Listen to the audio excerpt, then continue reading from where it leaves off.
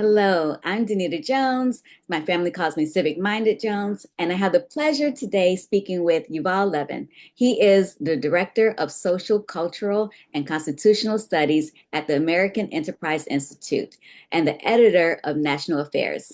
He is a contributing opinion writer at the New York Times, a contributing editor to the National Review, and his essays and articles have appeared in numerous publications, including the Washington Post, the Wall Street Journal, Commentary, The Atlantic, and many others. He is the author of American Covenant, How the Constitution Unified Our Nation and Could Again. He served as a member of the White House Domestic Policy Staff under President George W. Bush and a congressional staffer. He holds a PhD from the University of Chicago. Let's give Yuval Levin a big welcome. Thank you so much for being here. Thanks very much for having me. I appreciate it. So tell me, why did you write this book? Well, this book is really about how to think about our Constitution and our political tradition as an answer to the problem of division and polarization. And so, in a sense, the question why is the most straightforward question. This is a moment when we clearly need some help with national unity and cohesion, when we clearly have enormous challenges of division in front of us. And it seems to me that seeing that there are tools available to us right there in our system of government to address exactly this problem can help us both understand the problem better and do something about it. And so, what better reason to write a book? Yeah, when I started the series, and I've been interviewing quite a few people, but Paul Carese first brought your name up to me. And then, and I reached out to you, and then I went to the event that they had at Stanford, the iCivics event, and people kept quoting from your book. And I was like, that is so on topic of what I'm doing here, with this series. And so, again, That's so wonderful. yeah, sorry, go ahead. I stepped on you. No, that's wonderful. Thank you. So, in American Covenant, you argue that the Constitution once served as a unifying force. What do you think changed? When did we begin to lose that shared constitutional grounding? The interesting thing about the Constitution as a unifying force is that it doesn't demand an enormous amount of unifying grounding because it's a framework for disagreement. And in a funny way, what's broken down in American life is not so much the capacity to agree, but the capacity to disagree. What's happened in our society is we've forgotten how to constructively disagree with each other. And I think that's happened as a result of a kind of fragmentation of American life, where thanks to changes in technology and in culture and media, it's become easier for us to surround ourselves with people we agree with. And so it's just less a part of our everyday experience to be engaged with people we disagree with. And we've been losing the knack for disagreeing in a constructive way, or for disagreeing while still working together, or for accepting that people with different views than ours are still great people in all kinds of ways, in all kinds of parts of our lives.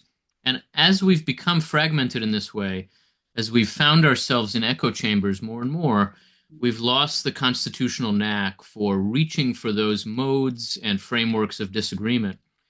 And so I think in a way we've become more distant from our constitutional habits. And as a result of that, we've lost the sense that the Constitution can offer us some ways forward, some solutions to the problems we have. So I think it's a very overdetermined kind of problem. It's caused by a lot of different factors in modern life, but that they all point in the direction of causing us to forget how to deal with disagreement. And ultimately, that's a lot of what the Constitution offers us. Yeah, that's great. And even in the series, I have a couple of experts walking us through how to talk to people who disagree with us. How do we have these challenging conversations, especially now that we are so siloed with, social media and just the algorithms just feeding us, what what we normally think per se, instead of letting us be able to have critical thinking and engage with other folks from that think differently from us. So you emphasize in your book the Constitution. You emphasize the Constitution not just as a legal document, but as a civic framework. How can Americans reconnect with the spirit of the Constitution beyond political or partisan interpretations? Yeah, it is important to see. The Constitution is law, and in some important respects, it's law first and foremost. But it's actually, in a more fundamental way, a framework for common life. It's a framework for political engagement. And the framers did not create the Constitution because we had a shortage of law. They created the Constitution because we were lacking a governing framework for letting what was already by then a very large and relatively diverse society hang together and govern itself. And the Constitution is really meant to facilitate that. And so there's an idea at its core that I think is very important for us in thinking about unity in contemporary America. And the basic assumption is we're not going to agree. In a free society, you're never going to get everybody to agree. But unity doesn't have to mean agreement. Unity doesn't mean thinking alike. Unity means acting together. And the difference between thinking alike and acting together is really crucial to see. We can act together to address common problems, even when we don't think alike. And, to the question, the natural question, how? How can we do that? The Constitution offers itself as a set of answers. There's a way to do that by negotiation in a legislature. There's a way to do that by letting different solutions compete at the same time through federalism. There's a way to do that by establishing a kind of framework for stability and unity. There's a way to do that by enforcing the rules of the game so that procedures provide us with some confidence that our rights are protected, that we're going to be listened to, even if we're in the minority. All of these elements of the Constitution ultimately contribute to an ability in society to deal with difference, to address problems despite continuing disagreement. And I think these are habits that can extend well beyond politics. They can shape the way we approach problems in general, because anyone who's ever spent any time with a community of people of any size knows that there's disagreement. You never get everybody to agree about everything. And so these kinds of habits that can teach us how to solve those problems through negotiation, through competition and engagement, through a kind of balance of concerns and priorities and interests, is valuable well beyond politics. And I think recovering the character and culture of the Constitution can help us be a more unified society, quite apart from also helping us to solve practical policy problems and political challenges. Yeah, no, that's great. That's great. I'm currently reading your book right now too, and I just love so many of the ideas in there. Because it's just the having the foundation of the Constitution is definitely a great unifying, principle. So you write that our policies has become more expressive than constructive. Mm. How do you think this shift has impacted our ability to govern ourselves effectively?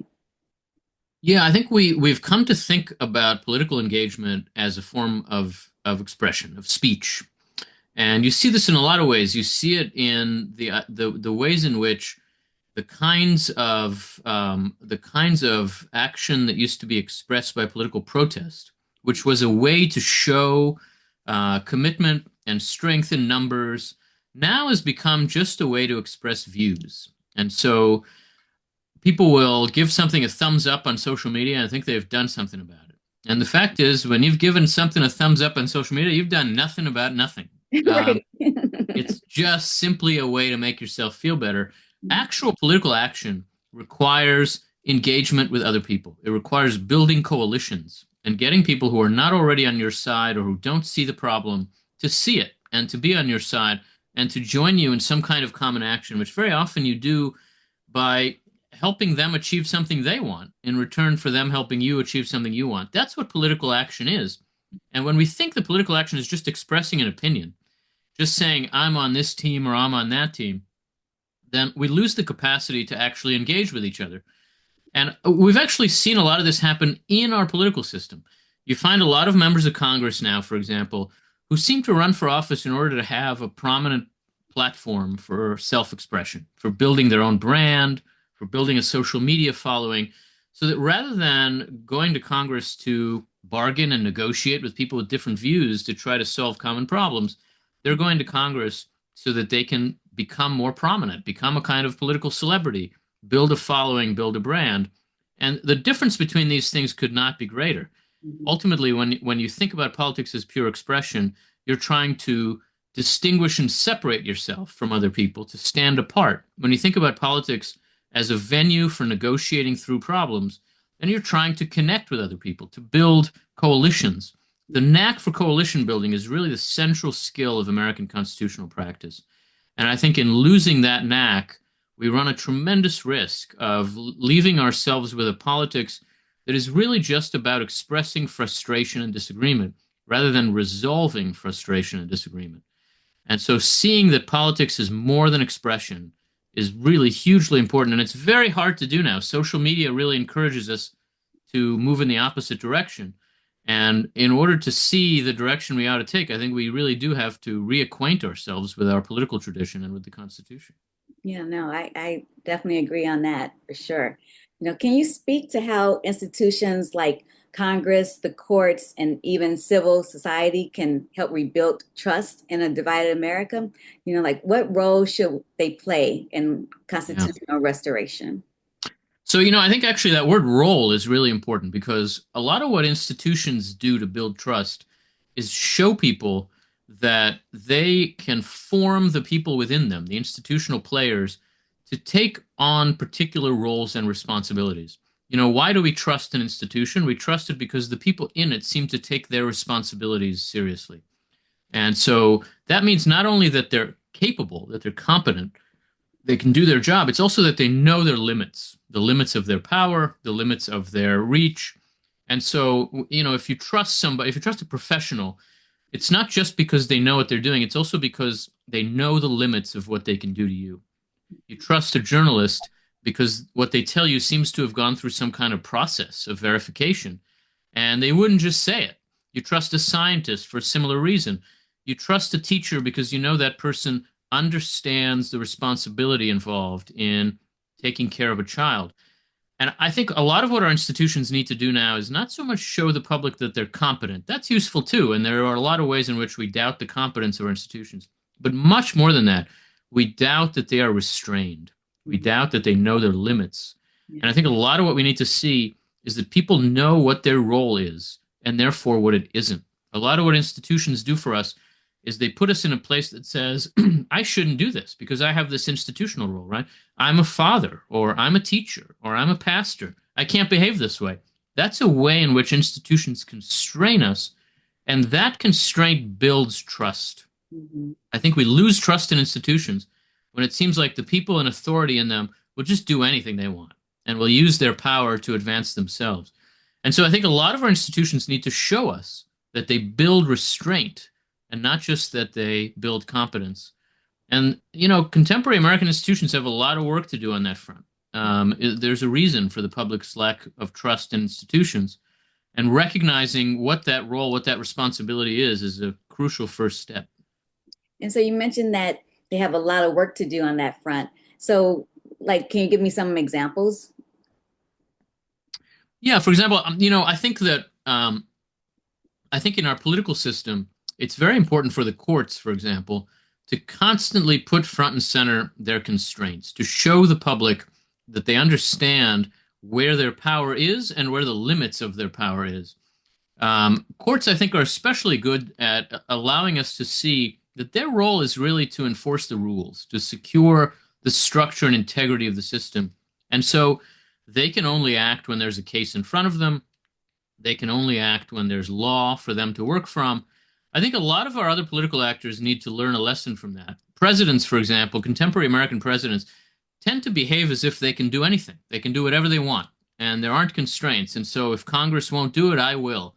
Well, that's not how our system actually works. We've now seen presidents of both parties say something like that, whether it's about immigration or about student loans. They'll just say, well, Congress won't act, so I'm going to do this myself. If you read the Constitution, there isn't really anything that the president can do that Congress can also do. And so if Congress doesn't do it, the president will. You have to be able to say, well, I'm just the president. I can work with Congress. I can try to persuade them. I can try to get them to that place, but I can't do it myself. I think our presidents would really learn something if they understood that allowing the public to see that actually builds trust, that it allows people to know that when you do act, you're acting within the proper constraints of your role and responsibility. You're acting in a responsible way.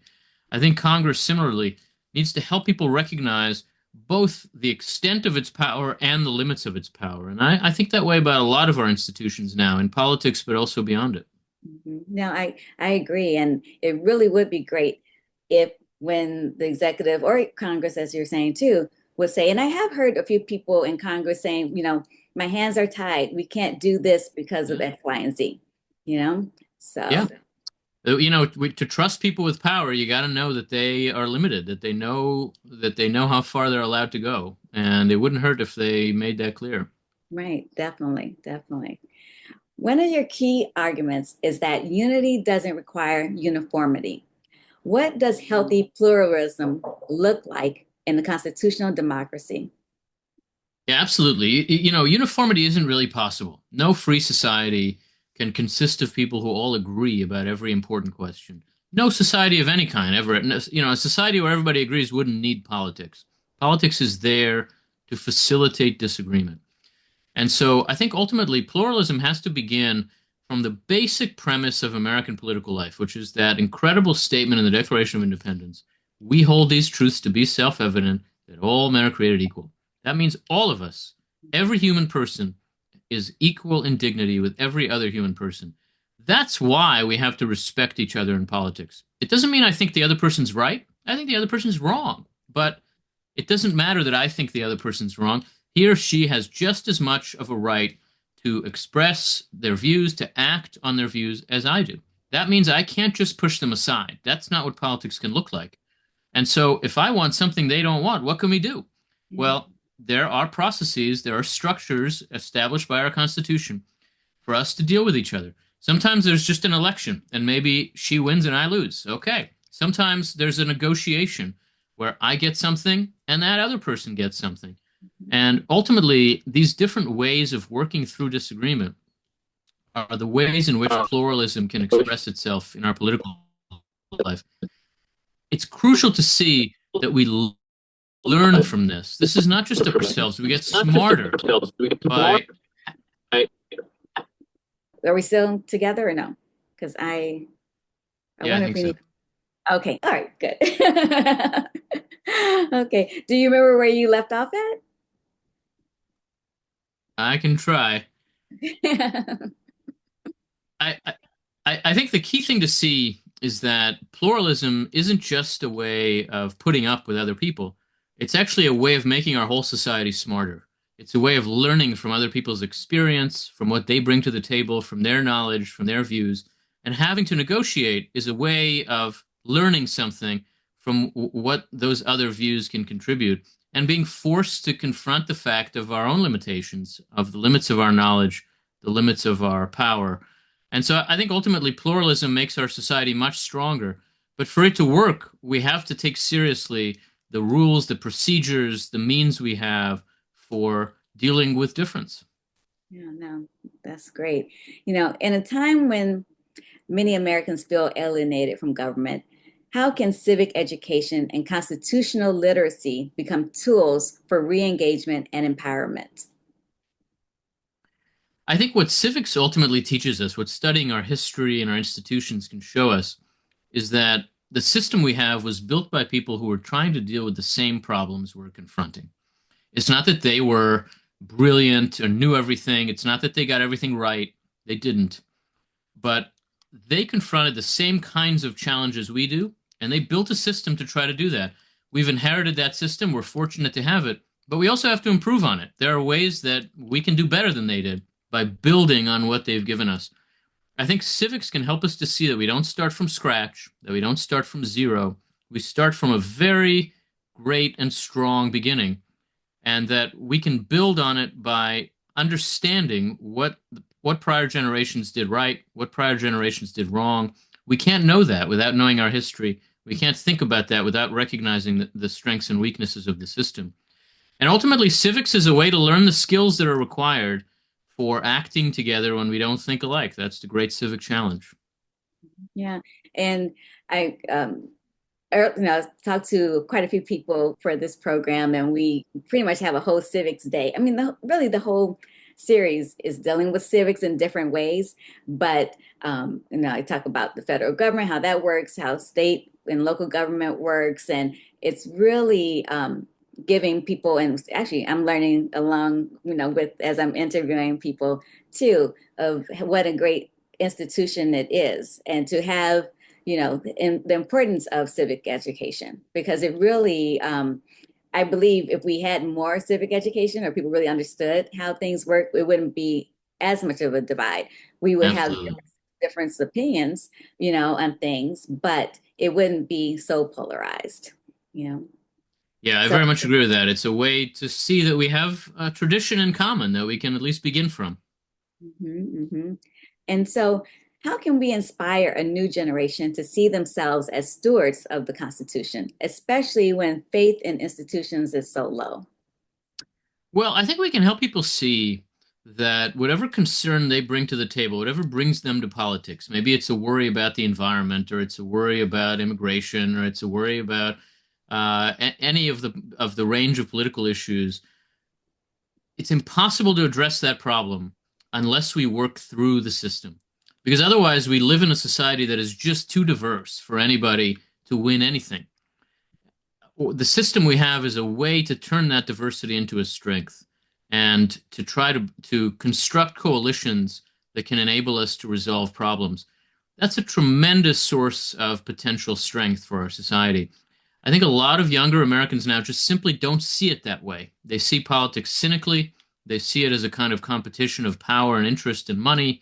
And to help them understand that it's really about solving the sorts of problems that they confront and that they see as they look to the future of the country, can help them see that there's a reason to get involved in politics that begins from a serious concern for your own community, for your neighbors, for your family, and that the way to build on that start and to address those worries is to be a serious citizen. Ultimately, the most important office in our society, in our democracy, is not the president; it's the citizen, and we all hold that office, and we have to take that seriously, but also see what kinds of opportunities it offers us. Right. No, I also agree on that. I had heard Eric Liu from Citizen University speak, and he was walking a person through how to be a citizen. And it was very enlightening for me because I started looking at being a citizen not just as a noun, but as a verb. And Mm. that to really participate and be part of we the people, it takes action and engagement, to do that. And so, yeah, Absolutely right. It's a way of life. It's not simply an identity. right. Yep. And so, you talk about the importance of forming constitutional habits.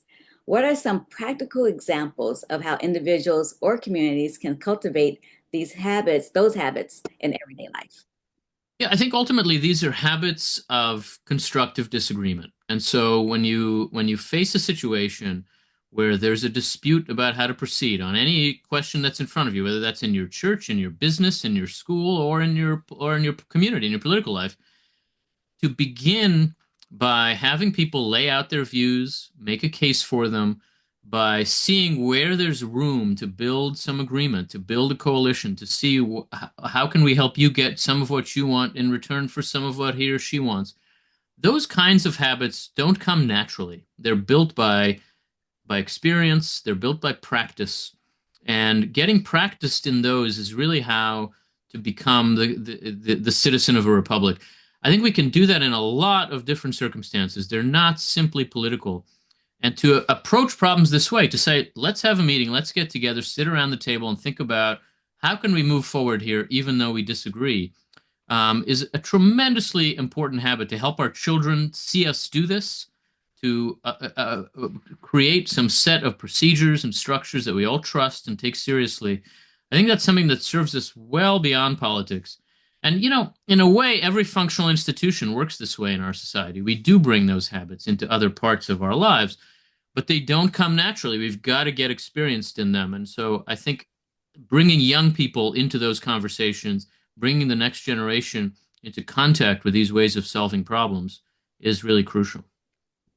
Yeah, I agree. What do you say to critics who argue that the Constitution itself is part of the problem, that is outdated or structurally flawed in a way that contributes to the division? There are a lot of critics like that, and I think it's in some ways the oldest criticism of the Constitution is that it's out of date. There were people arguing that as early as 1810, and I think Only a handful of decades old then. exactly, yeah, and I think the essential thing for us to see is that the Constitution was created to solve exactly the kind of problem we now confront, the challenge of holding a diverse, divided society together. That challenge was very much on the minds of the authors of the Constitution. The very first goal set forward in the preamble to the Constitution is to form a more perfect union. It begins from an understanding that division is a grave threat and a very real one, and that the system is here to help us hold together and solve problems as one society. So, in that sense, our Constitution is actually more sophisticated, more up to date than a lot of its critics, because it doesn't think we can do this in any simple minded way. It doesn't think that just counting heads is enough, that just voting is enough.